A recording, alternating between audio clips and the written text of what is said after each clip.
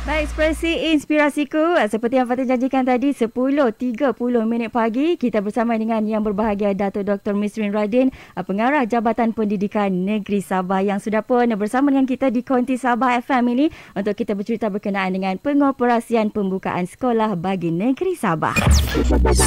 Ekspresi. Sembang Ekspresi. Baik Datuk, selamat pagi Datuk. Apa khabar? Selamat pagi, khabar baik. Sihat hari ini ya?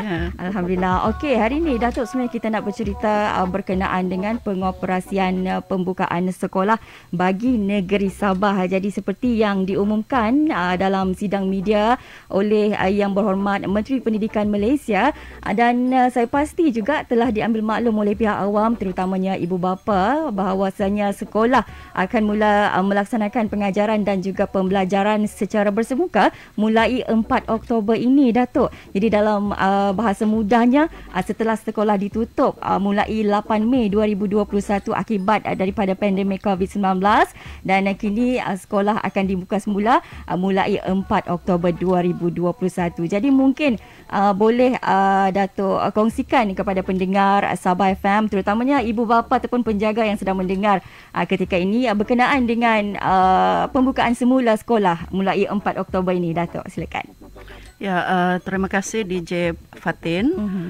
Pertama saya ingin mengucapkan terima kasih kepada RTM sebab memberi peluang kepada Jabatan Pendidikan untuk berkongsi maklumat tentang pembukaan sekolah ini melalui radio yang tentunya ramai pendengar di luar sana.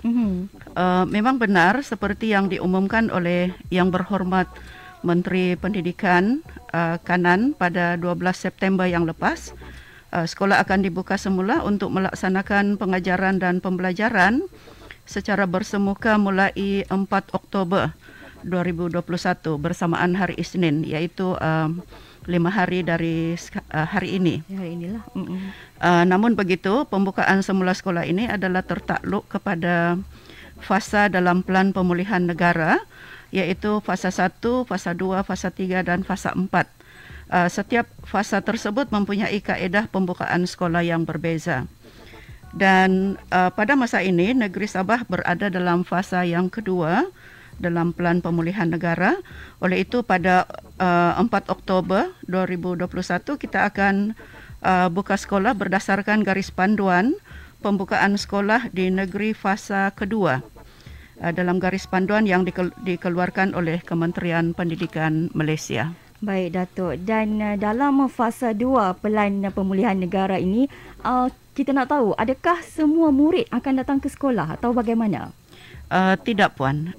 Dalam negeri fasa yang kedua Pelan Pemulihan Negara, hanya 4 kategori murid yang akan hadir ke sekolah di negeri Sabah ini, iaitu pertama murid tingkatan 6 semester 2 atau biasa kita panggil tingkatan 6 atas.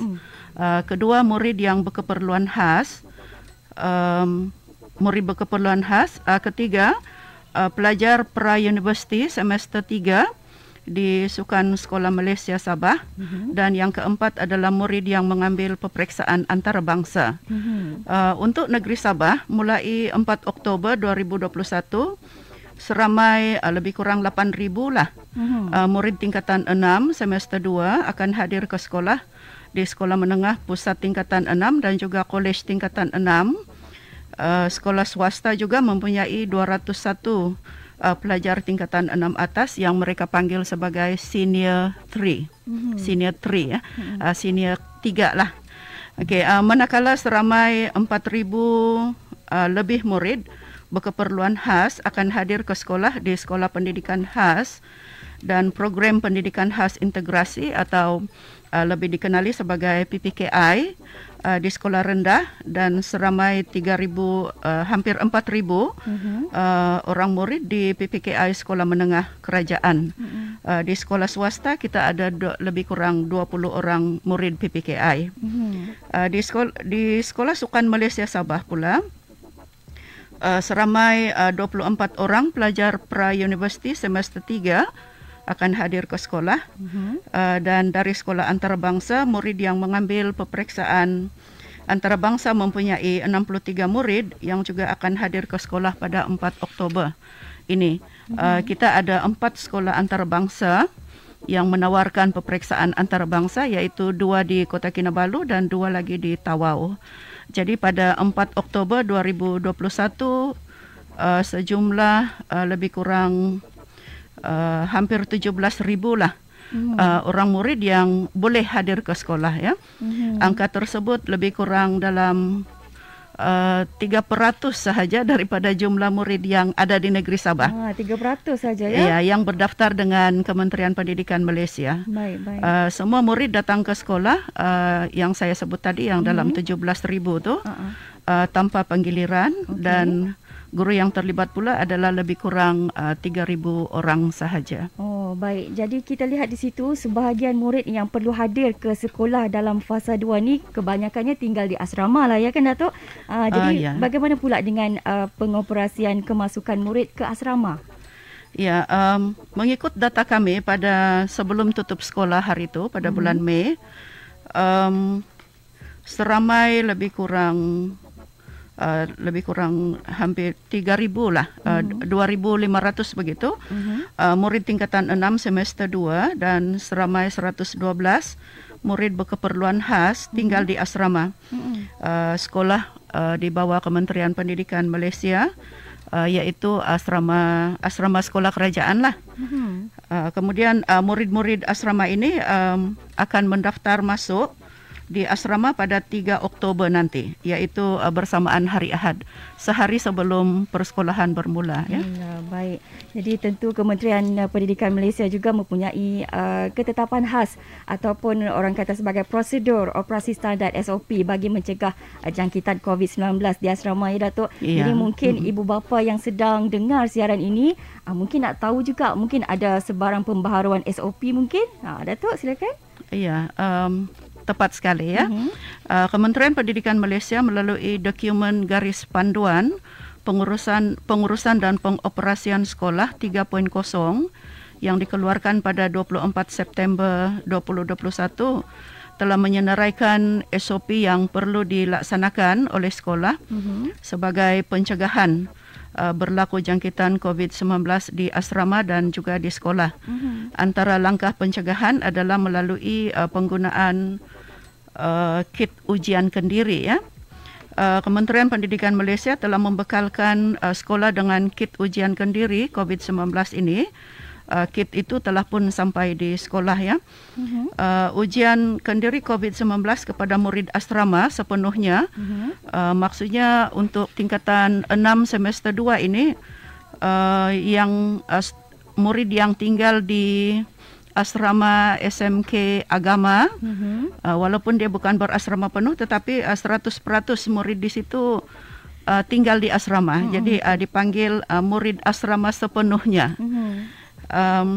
Ujian akan dilaksanakan sebanyak 3 kali, iaitu kali pertama semasa murid kembali ke asrama, iaitu hari pertama lah dia balik ke asrama.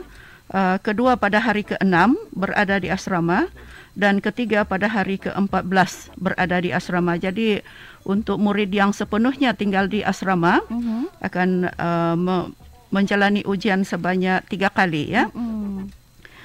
Bagi murid asrama harian pula, asrama harian ni ada yang tinggal di asrama, ada yang balik rumah ya. Jadi ujian kendiri COVID-19 ini akan dilaksanakan pada hari pertama sahaja semasa murid kembali ke asrama, dan ujian kendiri bagi murid asrama harian dijalankan jika murid itu bergejala atau menjadi kontak rapat kepada pesakit COVID-19 semasa berada di asrama ataupun di sekolah. Jadi ibu bapa juga diberi tanggungjawablah untuk melaksanakan ujian kendiri COVID-19 ini kepada anak atau jagaan masing-masing sekiranya murid itu balik ke rumah atas sebab-sebab kecemasan seperti urusan kecemasan, kematian, rawatan di klinik, hospital atau lain-lain. Jadi apabila dia balik ke asrama itu, murid itu kenalah mengambil balik ujian kendiri COVID-19 tersebut. Itu antara peraturan yang baharulah yang dikuatkuasakan di asrama Kementerian Pendidikan Malaysia. Baik, saya kira ini juga satu tanggungjawab juga kepada ibu bapa ataupun penjaga untuk mengambil berat tentang pelaksanaan ujian kendiri COVID-19 ini kan. Ya. Baik, sebelum kita nak dengar lagu ni, Datuk, kita nak tanya satu lagi soalan. Kalau dalam fasa 2 Pelan Pemulihan Negara ini hanya 4 kategori murid yang hadir ke sekolah. Apa pula berlaku kepada murid prasekolah sampailah ke tingkatan 6 rendah, Doktor? Datuk? Oh ya. Murid dari prasekolah hingga ke tingkatan 6 semester 1 atau 6 rendah ini akan meneruskan pengajaran dan pembelajaran dari rumah ataupun yang kita kenali sebagai PDPR. PDPR. Ya. Jadi PDPR tetap akan dilaksanakan juga ya. Ya. Kita nak tanya berkenaan dengan dokumen garis panduan pembukaan sekolah yang Datuk ada sebut tadi. Jadi mungkin boleh kongsikan sedikit apakah agaknya kandungan dokumen tersebut, Datuk? Ya. Dokumen garis panduan pengurusan pengoperasian sekolah 3.0 ini agak tebal lah, 141 muka surat. Merupakan garis panduan yang lengkap dan komprehensif untuk panduan pegawai pendidikan daerah, sekolah, ibu bapa dalam persediaan dan pelaksanaan termasuk murid dan guru ke sekolah. Pelaksanaan kemasukan murid dan guru ke sekolah di asrama. Begitu juga dengan anggota kumpulan pelaksana, begitu juga dengan kumpulan apa yang kita panggil support services itu, macam pengawal keselamatan, pekerja kantin dan sebagainya. Ya, dokumen tersebut menghuraikan dengan terperinci tentang vaksinasi, keselamatan, panduan pengurusan ujian kendiri COVID-19, pengurusan asrama, pengurusan surau, pengurusan murid berkeperluan khas atau murid ni pendidikan khas, aktiviti sukan dan co-curriculum, PDP atau pengajaran dan pembelajaran bagi amali seperti amali sains, amali yang lain juga, pengurusan pusat peperiksaan awam, SEGA. SEGA ni adalah ujian kecergasan murid dan banyak lagi lah, termasuk juga peranan ibu bapa ada dalam garis panduan itu. Baik, bagaimana agaknya untuk cara untuk kita mendapatkan garis panduan tersebut untuk ibu bapa ataupun sekolah dan juga pemegang taruh yang lain nak dapatkan dokumen tersebut, Datuk? Ya, dokumen tersebut boleh diperolehi di portal rasmi Kementerian Pendidikan Malaysia. Dokumen ini juga telah diedarkan kepada semua pengetua dan guru besar dalam bentuk soft copy, ya. Dan kita juga telah mengarahkan PPD dan juga pengetua guru besar ini menyebarkan soft copy itu kepada ibu bapa. Ya. Baik-baik. Dan kita nak tanya, Datuk, apakah akan berlaku sekiranya PPN Negeri Sabah ini beralih dari fasa 2 kepada fasa 3? Adakah sebarang perubahan akan berlaku berkenaan dengan pengoperasian pembukaan sekolah ni, Datuk? Ya, mengikut garis panduan yang kita terima, sekiranya kerajaan mengumumkan peralihan Pelan Pemulihan Negara dari fasa 2 ke fasa 3, dari fasa 3 ke fasa 4 tu kan, Kementerian Pendidikan Malaysia memberi tempoh masa kepada kita, kepada jabatan PPD dan juga kepada sekolah 2 minggu. 2 minggu atau 14 hari lah untuk kita bersedia mengoperasikan kemasukan murid yang seterusnya. Sebab nanti dalam fasa 3 murid tingkatan 5 akan turut hadir ke sekolah dan bilangan tingkatan 5 kita agak ramai, ya. Murid yang hadir dalam, jadi campur dengan lebih kurang murid tingkatan 5 kita yang berdaftar sekarang adalah dalam 40,000 jumlahnya. 40,000 itu dalam apa? Itu baru yang di sekolah kerajaan. Belum termasuk antarabangsa. Belum lagi. Belum lagi sekolah swasta masuk. Jadi guru pun guru yang mengajar tingkatan 5 ni pun dalam 7,000 ya. Jadi campur dengan guru dan murid yang hadir dalam fasa kedua. Sebab yang fasa kedua tu akan terus hadir, dia tidak akan berhenti ya. Okey. Jadi campur dengan guru dan murid yang hadir dalam fasa 2, jumlah yang akan berada di sekolah akan bertambahlah dalam fasa 3, dan kita perlu memberi panduan berkaitan SOP yang lebih ketat, termasuklah kaedah penggiliran datang ke sekolah dan juga penyuraian murid. Sebab isu yang lepas adalah di sekolah ni murid-murid ikut peraturan itu SOP, tetapi di bus stop di luar sekolah itu tak ikut. Jadi itulah ya semua yang kita perlu selesaikanlah dalam tempoh 2 minggu itu.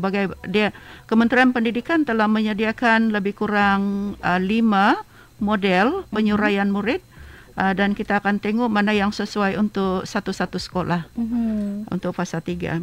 Dan saya juga perlu melaksanakan libat urus dengan pejabat pendidikan daerah, dengan sekolah dan juga ibu bapa.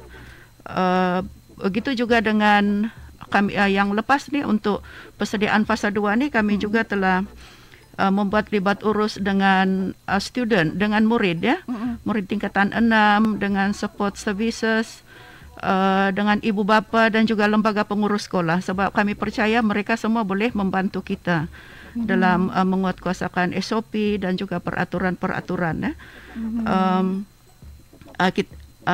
Nanti dalam 14 hari sebelum selepas pengumuman fasa 3 itu, kita diberi tempoh 14 hari untuk kemasukan ke sekolah untuk fasa 3. Maksudnya katakan hari ini diumumkan peralihan fasa tu. Jadi kita diberi 14 hari mulai hari inilah. Jadi ke hari yang ke-15 tu baru sekolah buka dengan fasa yang ketiga. Jadi kita perlu memberi kefahaman lah apa tindakan kita mengikut garis panduan yang telah diberikan supaya tidak berlaku penularan COVID-19 di sekolah dengan pertambahan bilangan murid dan juga guru ya.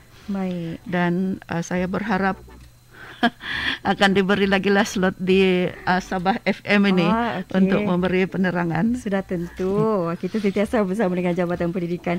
Dan ni Datuk, sebenarnya kita ada soalan daripada pendengar kita yang menonton kita secara live streaming di laman Facebook Sabah FM. Kita ada Wena Chong, katanya selamat pagi yang berbahagia Datuk. Saya nak tahu berkenaan dengan pengoperasian tadika swasta. Macam mana Datuk? Itu dia soalannya berkenaan dengan tadika swasta. Oh, okey. Tadika swasta saya ingat fasa 3. Dari fasa 3 baru dilaksanakan. Atau bagaimana? Oh ya, sorry. Itu saya boleh jawab kemudian tak? Boleh. Sebab tadika ni dia ada beberapa jenis tadika. Ya, saya akan rujuk dulu. Okey, baik, kita akan dapatkan jawapan daripada Datuk nanti. Datuk akan confirmkan dulu jawapan. Nanti kita akan beritahu dari semasa ke semasa. Okey, baik, terima kasih Datuk. Dan akhir sekali, harapan Datuk untuk pembukaan semula sekolah yang akan dilaksanakan beberapa hari saja lagi ni Datuk. Iya. Saya berharap agar pembukaan sekolah ini berjalan lancar dengan mematuhi SOP serta garis panduan lah yang garis panduan yang telah untuk kita patuhi. Keselamatan warga sekolah adalah keutamaan kita dan kita perlu berusaha agar tidak berlaku penularan COVID-19 di sekolah lah ataupun di asrama. Dan semoga anak-anak tingkatan 6 semester 2, murid berkeperluan khas dan pra-universiti semester 3 serta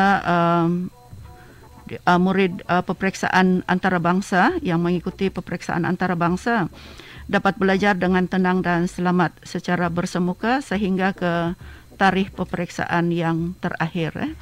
Jadi itu harapan saya lah, dan kepada semua murid yang dari 4 kategori ini saya ucapkan selamat kembali ke sekolah.